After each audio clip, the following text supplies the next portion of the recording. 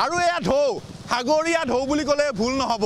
এই ধৰণৰ পৰিৱেশে বিৰাজ কৰিছে গুৱাহাটী মহানগৰীত। সাগৰত যি ঢৌ আহে এই ধৰণৰ পৰিৱেশে সেই ঢৌৱে উটুৱাই লৈ গৈছে গুৱাহাটী মহানগৰবাসীক। এয়া ঢৌ দেখিছে আপোনালোকে, সাগৰীয়া ঢৌ কি গতিত এই ঢৌ বলিছে, আমি ক'লে ভুল নহ'ব।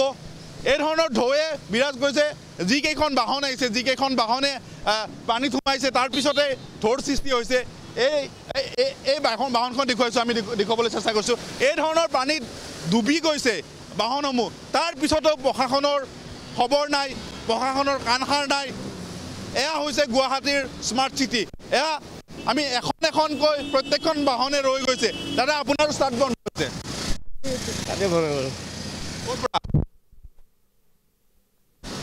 ষ্টাৰ্ট বন্ধ হৈ গৈছে। এতিয়া কি ক'ব বিচাৰিব? এয়া প্ৰতিদিনৰ এয়া সমস্যা গুৱাহাটী। কালি ৰাতি এনেকৈ ৰাতিপুৱা হয়তো এনেকৈ, এতিয়া হয়তো গাড়ী বন্ধ, কি ক'ম আৰু, কোৱাটো একোৱেই নাই।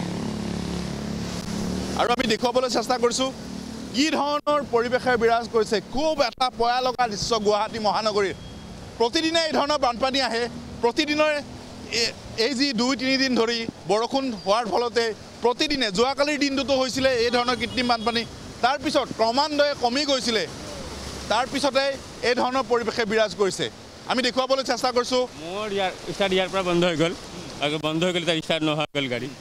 উপায় নাইকৈ মই গৈ খোজকাঢ়ি যাব লগা হয়। বহুতৰে হৈছে এনেকুৱা প্ৰব্লেম, চবৰে হৈছে বুলি মই বুলিলে চবৰে হৈছে, যিমান আছে। খালি আপোনাৰ চাৰিচকীয়া বাহনৰ বাহিৰে, আমাৰ ডাঙৰ বাহন বাহিৰে আৰু দুচকীয়া বাহন যিমান চব বন্ধ হৈ সুবিধাত পৰিছে। অসুবিধা নহয়, বেয়াকৈ অসুবিধা আৰু নক'ব। সেইখিনি পানীত আপোনাৰ চাৰিওখিনি পানী হৈ গৈছে।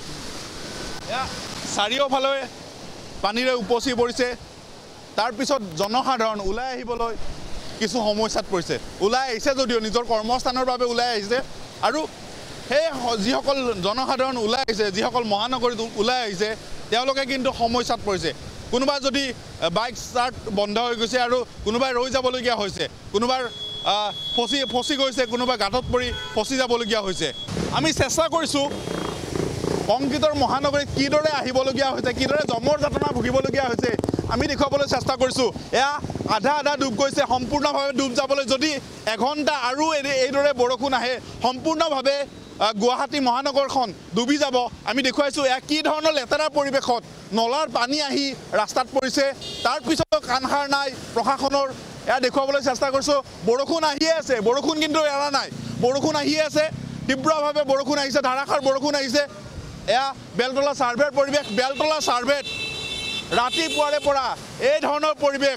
আৰু যদি আমি কিছু আগুৱাই যাবলৈ চেষ্টা কৰোঁ, আগুৱাই যদি যাবলৈ চেষ্টা কৰোঁ, সম্পূৰ্ণভাৱে ব্যাহত হৈ পৰিছে ৰাজপথ, যান বাহনসমূহ সম্পূৰ্ণভাৱে ব্যাহত হৈ পৰিছে। কেৱল পানী, কেৱল পানী।